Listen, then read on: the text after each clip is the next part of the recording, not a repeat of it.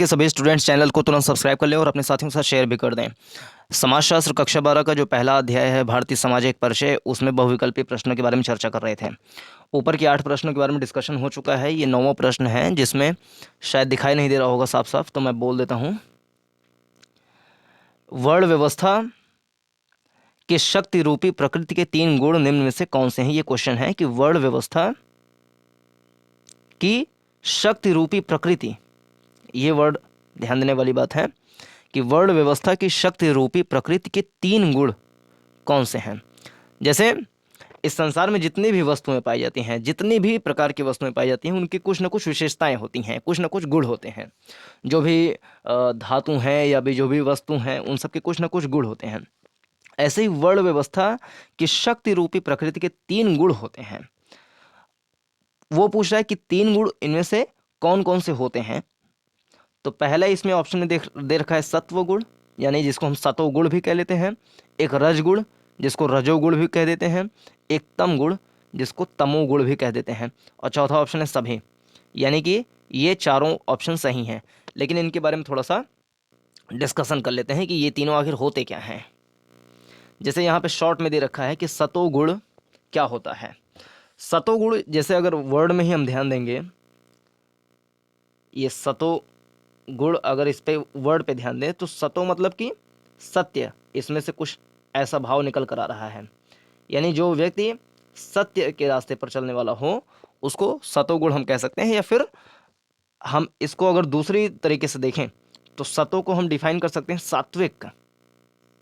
कुछ लोगों का नाम भी सात्विक होता है, तो सात्विक वर्ड से हम इसको देख सकते हैं। तो सतो मतलब सात्विक होता है, यानी कि ऐसा व्यक्ति जो सात्विक हो, यानी कि जिसका जीवन ज़्यादा धूमधाम से मतलब धूमधाम से तो चल ही रहा हो, लेकिन वो बहुत ज़्यादा जो गलत बातें हैं, यानी कि हम कह सकते हैं कि अनैतिक जो बातें हैं, उससे दूर रहता हो। और उसका जो चरित्र है वो एक तरीके से वो चरित्रवान व्यक्ति हो, ऐसा भी हम कह सकते हैं। तो ऐसा व्यक्ति चरित्रवान जो हो, उसको हम सतोगुणी कह सकते हैं। ऐसा व्यक्ति जो पूरी तरीके से नैतिक हो, उसको हम सतोगुणी व्यक्ति कह सकते हैं। तो वर्ण व्यवस्था में जो गुण बता रखे हैं, वर्ण व्यवस्था की शक्ति रूपी प्रकृति के 3 गुण होते हैं। तो कौन कौन से गुण हैं। जैसे वर्ण व्यवस्था के बारे में आप जानते होंगे कि वर्ण व्यवस्था को उसमें 4 प्रकार के वर्ण होते हैं। वर्ण व्यवस्था में 4 प्रकार के वर्ण होते हैं: ब्राह्मण, क्षत्रिय, वैश्य और शूद्र। तो इन चारों के अपने अपने गुण हैं। ब्राह्मण का गुण है, हम कह सकते हैं कि सतोगुण है। और क्षत्रिय का हम कह सकते हैं कि उसका रजोगुण है, आर फॉर रजोगुण हम कह लें। वैश्य और शूद्र दोनों का हम कह लें कि तमोगुण है। तो इस प्रकार से वर्ण व्यवस्था के जो चारों ये दे रखे हैं, इनके भी अपने अपने गुण होते हैं। तो मुख्य रूप से इस क्वेश्चन का मेन फोकस इसी पर है कि वर्ण व्यवस्था की शक्ति रूपी प्रकृति के 3 गुण जो होते हैं, वो ये जो चारों हैं, ब्राह्मण, क्षत्रिय, वैश्य, शूद्र जो हैं, इन चारों के अपना गुण होता है। उस गुण के बारे में इसमें डिफाइन करना है। तो हम समझते हैं कि ये चारों आखिर ये तीनों आखिर है क्या। तो सतोगुण वाला व्यक्ति भला होता है, यानी कौन कौन से उसमें गुण होते हैं। सतोगुण वाला व्यक्ति जो होता है वो भला होता है, पुण्यवान होता है, यानी कि वो पुण्य करता है। करुणावान होता है, उसके अंदर करुणा होती है, यानी कि दूसरों का अगर दुख देखे, दर्द देखें, तो उसमें करुणा का भाव आता है, संवेदना की भाव आती है। मैत्रीवान हो, जो शत्रु ना बनाता हो बल्कि मित्र बनाता हो। जो दयावान हो, जो प्रेमी हो, यानी कि प्रेम करता हो सभी प्राणी जगत से, मानव जगत से, वनस्पति जगत से, अपने प्रकृति से प्रेम करता हो। जो क्षमावान हो, यानी ऐसा ना हो कि गांठ बांध के कोई बात रख ले, क्षमावान हो। नम्रताशील हो, यानी कि विनम्र हो। सहनशील हो, यानी कि यदि कोई विपरीत परिस्थिति आती है तो उसको सहने की क्षमता भी उसके अंदर में हो। तो ये अगर गुण किसी के अंदर में है तो हम कह सकते हैं कि वो सतोगुणी व्यक्ति है। जैसे इसमें एक सहनशील है, इसमें एक चीज़ हो सकता है, जैसे कोई व्यक्ति जानबूझ के किसी को परेशान कर रहा है, अगर वहाँ पर सहनशीलता, यानी कि कोई व्यक्ति गलत काम कर रहा है, किसी को परेशान कर रहा है, तो वहाँ पर सहनशीलता अगर कोई बरत रहा है तो वो गलत है। वहाँ पर उसको बोलना चाहिए, यानी हम कह सकते हैं कि थोड़ा-सा करुणावान वहाँ पर होना चाहिए, थोड़ा-सा दयावान होना चाहिए, थोड़ी-सी संवेदना दिखाते हुए उसको आगे बढ़ना चाहिए और जो गलत काम कर रहा है तो वहाँ पर सहना नहीं चाहिए, उसका विरोध करना चाहिए। तो यहाँ पर सहनशील के 2 ऐसे कह सकते हैं कि क्षेत्र हो सकते हैं जहाँ पर हमें सहनशील होना या कभी-कभी नहीं होना भी चाहिए। रजोगुणी क्या होता है कि रजोगुणी जैसे कि रजो में वर्ड से समझ में आ रहा है कि राजा, यानी ऐसा गुण जो राजाओं में हो। राजाओं का मोटी-मोटा मतलब कि जो क्षत्रियों में हो, तो उसको रजोगुणी व्यक्ति हम कह सकते हैं। तो जो रजोगुणी होता है, उसके खाने-पीने, आराम, मौज-शौक वाला होता है। यानी कि जैसे पहले के जो राजा थे, मध्यकाल के राजा अगर मुख्य रूप से देखें तो वो खाने-पीने के तो शौकीन थे ही, आराम के उनको आराम गृह उनका होता था अच्छे से और वो शिकार वगैरह करते थे। तो ये सब जो गुण जिसके अंदर में है, तो हम कह सकते हैं कि वो रजोगुणी व्यक्ति है। और टीवी, मोबाइल, मनोरंजन में समय, मन, धन लगा देता है और तमोगुण वाला व्यक्ति दूसरों को कष्ट देने वाला होता है। रजोगुणी में ऐसा भी है कि वो टीवी में अपना ज़्यादा समय बिता रहा है, मोबाइल में बिता रहा है, मनोरंजन में बिता रहा है, अपना उन सब में अपना जो मन और धन है वो सब कुछ इसी में लगा दे रहा है, यानी कि मनोरंजन करने वाला व्यक्ति है।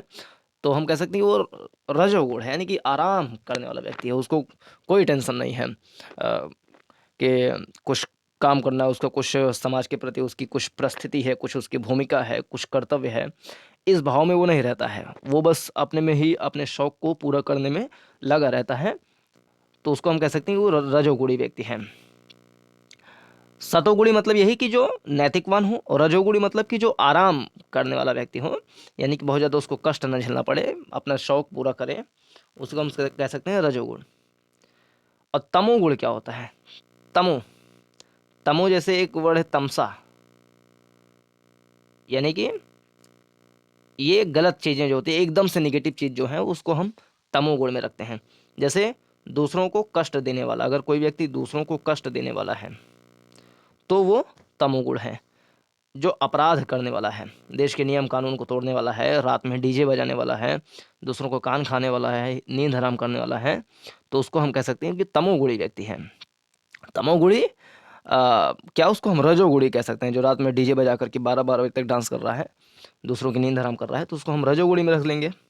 लेकिन जो दूसरों को कष्ट दे रहा है, अपराध कर रहा है, दूसरों का अहित करने में लगा हुआ है, तो वो तमोगुणी में हो जाता है।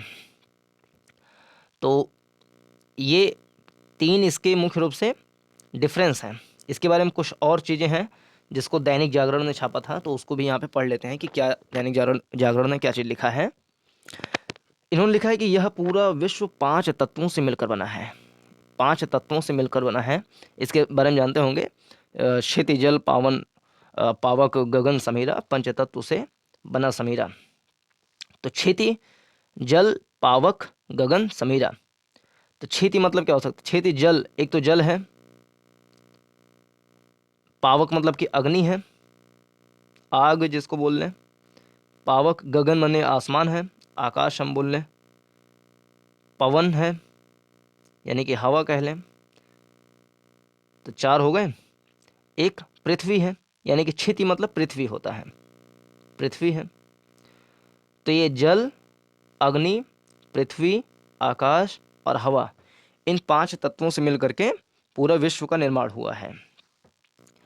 उन पांचों तत्वों की 3 विशेषताएं हैं, यानी कि पृथ्वी, जल, आकाश, अग्नि और वायु जो है, इनकी 3 विशेषताएं हैं, सतोगुण, रजोगुण और तमोगुण, जिसके बारे में पहले ही चर्चा कर चुके हैं।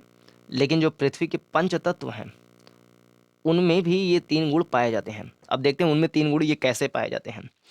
तमोगुण का संबंध छल प्रपंच से है।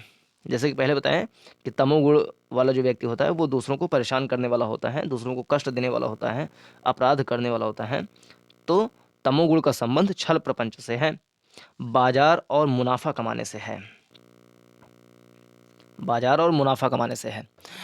जो एंटरप्रेन्योरशिप होते हैं वो बहुत सारा कह सकते हैं रिस्क लेते हैं, उसके अगर बदले में वो मुनाफा कमा रहे हैं तो वो गलत नहीं है।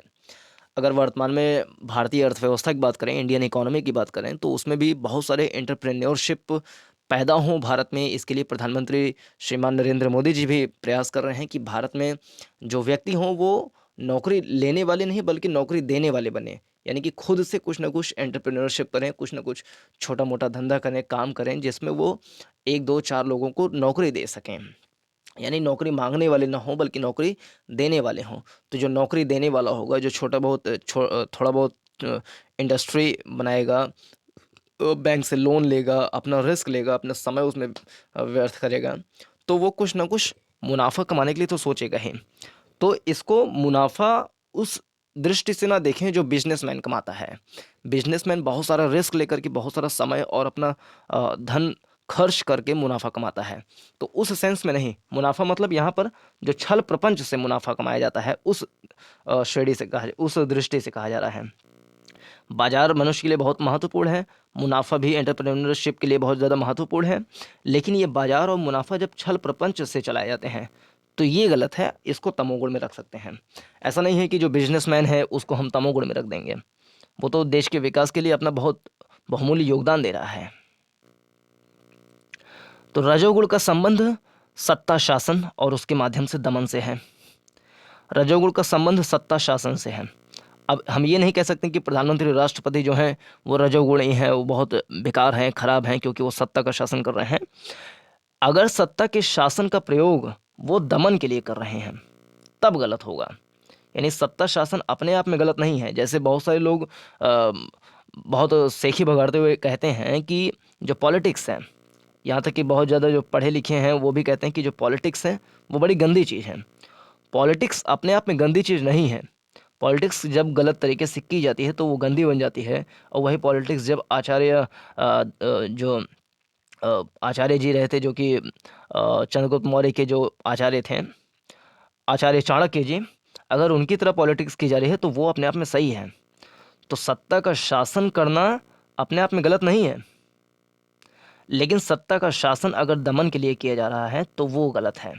सत्ता शासन अपने आप में सही है। पॉलिटिक्स करना, सत्ता में शासन करना, चुनाव लड़कर के जीतना, वो अपने आप में सही है। लेकिन अगर कुर्सी पाने के बाद लोगों का दमन किया जा रहा है तो वो अपने आप में गलत है। अर्थात दूसरों को दबाने की प्रवृत्ति रजोगुण है। रजोगुण का मतलब दूसरों को दबाने की प्रवृत्ति, यानी कि सत्ता का शासन इसलिए हम ले रहे हैं कि दूसरों को परेशान कर सकें। दूसरे शब्दों में कहें तो जो लोग किसी भी तरह राज करने की इच्छा रखते हैं उनमें रजोगुण की प्रधानता होती है। किसी भी तरीके से, जैसे इसमें ये लिख लें कि राज करने का अगर गुण है, मन कर रहा है उसका, तो ये बुरी बात नहीं। लेकिन किसी भी तरह, ये इसमें लिखा हो किसी भी तरह, यानी साम दाम दंड भेद, किसी भी तरह राज करने की उसकी इच्छा रखता है कि उसके अंदर ये गुण है, कौशल है कि नहीं है, इस बात का ख्याल रखे बिना किसी भी तरीके से उसको सत्ता में शासन मिल जाए, चाहे विधायक खरीद करके, चाहे सांसद खरीद करके, गलत तरीके से वो शासन में जाना चाहे, तो उसको हम कह सकते हैं कि वो रजोगुणी व्यक्ति है। इसके विपरीत सतोगुण का संबंध समाज की निश्चल सेवा से है। सतोगुण का मतलब समाज की निश्चल सेवा से है, करुणा से है, दया से है, तप यानी तपस्या से है, विवेक से है, वैराग्य से है, आत्मचिंतन से है। यानी समाज में जो भी अच्छे काम होते हैं अथवा परोपकार के काम होते हैं वे सतोगुण से संपन्न लोगों के द्वारा ही संचालित होते हैं।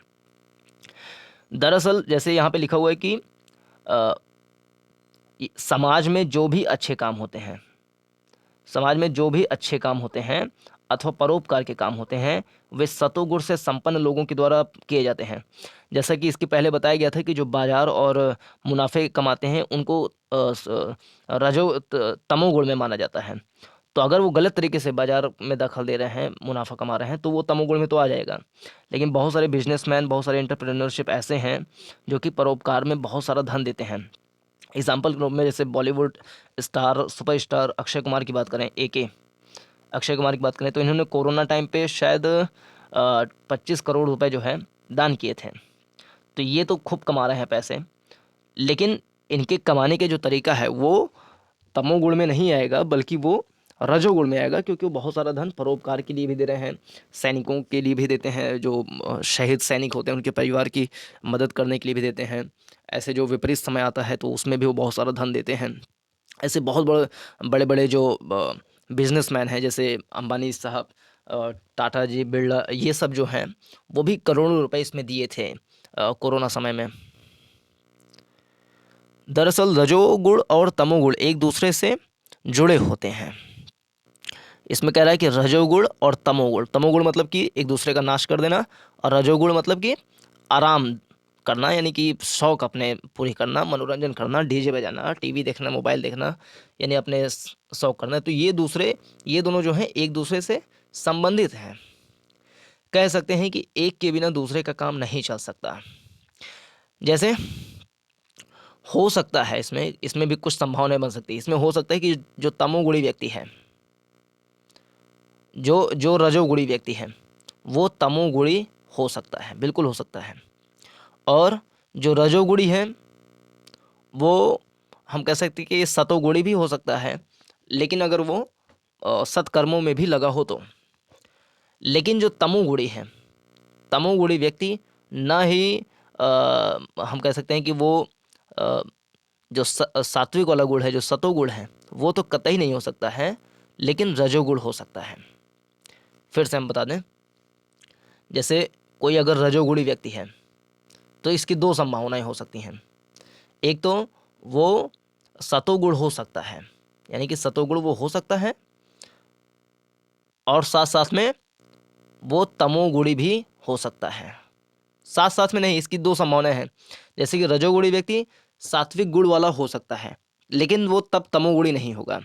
और दूसरी संभावना रजोगुण के साथ ये हो सकती है कि रजोगुणी व्यक्ति तमोगुणी हो, लेकिन सात्विक गुण वाला ना हो। अगला, जैसे अगर हम तमोगुण की बात करें तो तमोगुण वाले में भी दो संभावनाएं हो सकती हैं।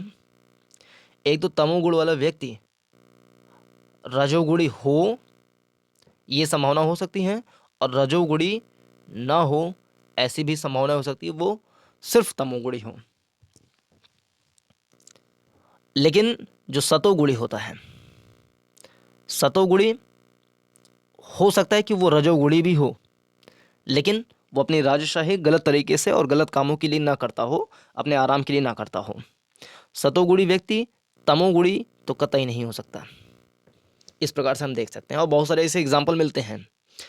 जैसे आजकल एक डिबेट ये चलता है कि जो संत हैं, जैसे कि बाबा रामदेव को देख लें, तो बाबा रामदेव का एग्जाम्पल लेकर के पूछा जाता है कि जो संत लोग हैं, जो वैराग्य धारण के हैं, जो सन्यासी टाइप के हैं, क्या वो बिजनेसमैन बन सकते हैं? बिजनेसमैन देखा जाए तो एक तरीके से रजोगुण में आ सकता है, या फिर तमोगुण में आ सकता है।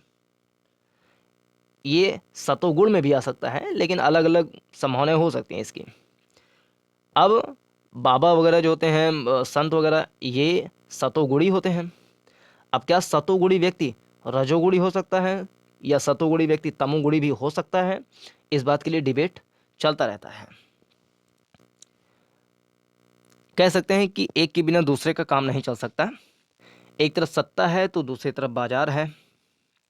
सत्ता से पावर आती है, शासन करने का अधिकार प्राप्त होता है, नीतिगत परिवर्तन की जिम्मेदारी आती है। वहीं बाजार से पूंजी अथवा धन बल आता है। हमेशा से हम देखते आए हैं कि जिसके हाथ में सत्ता यानी पावर एक बार आ जाती है, तो बाजार यानी पूंजी भी उसके पास कहीं ना कहीं से पहुंच ही जाती है। ये दोनों एक दूसरे के लिए खाद पानी का काम करते हैं। सत्ता और बाजार एक दूसरे को सपोर्ट करके हमेशा से मानव जाति को दबोचने और अपने हिसाब से चलाने का प्रयत्न करते रहे हैं। जहाँ तक सतोगुण का संबंध है, जहाँ तक सतोगुण का संबंध है, तो यह रजोगुण और तमोगुण की कमियों से समाज को रूबरू कराता है। जैसे यहाँ पे कुछ एग्जाम्पल दे रखे हैं। मीडिया, साहित्य, संत, समाज भी सतोगुण का हिस्सा माने जाते हैं, क्योंकि मीडिया जो होते हैं वो तमोगुणी व्यक्ति और रजोगुणी व्यक्ति, तमोगुणी व्यक्ति मतलब कि जो अपराध हैं, क्रिमिनल टाइप के व्यक्ति हैं, उनके बारे में उजागर करते हैं। और रजोगुणी मतलब कि जो शासन में है, जो प्रधानमंत्री की नीतियां हैं, मुख्यमंत्री की नीतियां हैं, तो उनके बारे में समाज में एक कह सकते हैं कि जागरूकता फैलाने का काम करते हैं। तो मीडिया है। साहित्य भी हैं, जैसे जम्मू कश्मीर पे साहित्य लिखे गए, दिल्ली दंगों पे बहुत सारे साहित्य लिखे गए, समाचार पत्रों में अच्छे अच्छे लेख आते हैं। और संत मतलब जो समाज में संत मतलब यही होता है कि जो समाज की भलाई के बारे में सोचता हो। वो संत जो है वो सतोगुणी और वो जो तमोगुणी और रजोगुणी व्यक्ति है उसके बारे में लोगों को बताता है, उसको दबाने का प्रयास भी करता है। एक दबाव समूह के रूप में काम करता है, प्रेशर ग्रुप के रूप में काम करता है। दरअसल इनकी पहचान समाज कल्याण या परोपकार की बातें लोगों के समक्ष प्रस्तुत करने से जुड़ी हैं। मीडिया और साहित्य विभिन्न मुद्दों पर हमेशा से समाज के कान खोलने का काम करते आए हैं। क्या सही और क्या गलत है, इनकी जानकारी मीडिया या साहित्य के माध्यम से ही समाज को मिलती है।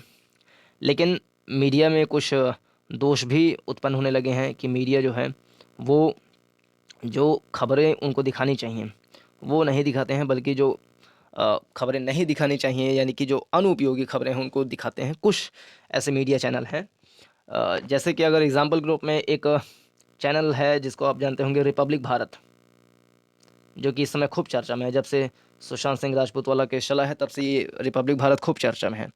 तो इसमें जो अर्णव गोस्वामी जी हैं, एजी, तो उनकी रिपोर्टिंग करने की जो तरीका है, अगर वो 100 डिबेट कर रहे हैं तो 100 डिबेट में कम से कम 30-40 डिबेट अन्य अन्य मुद्दे पे, बेकार बेकार मुद्दे पे, बेकार मतलब वो भी ज़रूरी है। जैसे सुशांत सिंह वाला जो केस है, एसएसआर वाला, सुशांत सिंह राजपूत वाला केस जो है वो अपने आप में दिखाना वो सही है।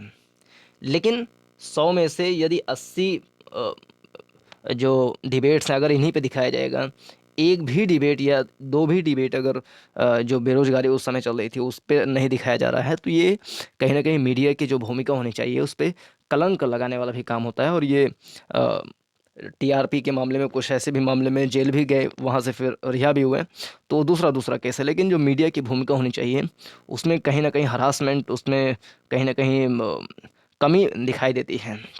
तो इसमें सुधार करने की पूरी गुंजाइश है।